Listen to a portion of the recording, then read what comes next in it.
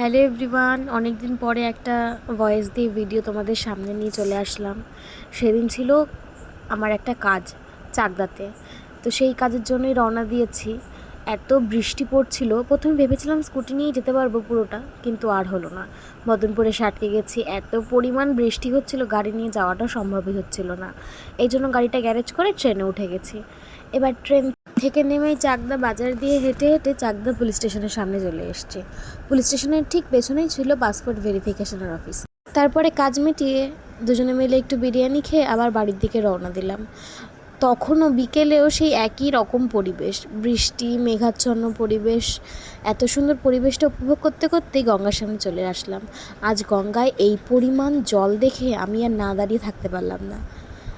তারপরে কিছুক্ষণ প্রকৃতির দৃশ্যটা উপভোগ করেই কিছু বন্ধুবান্ধবের সাথে দেখা হয়ে গেছিলো। তাদের সাথে আবার আড্ডা মারলাম, চাটা খেয়ে আবার তাদের বাড়িতে নিয়ে গেল আমাদের।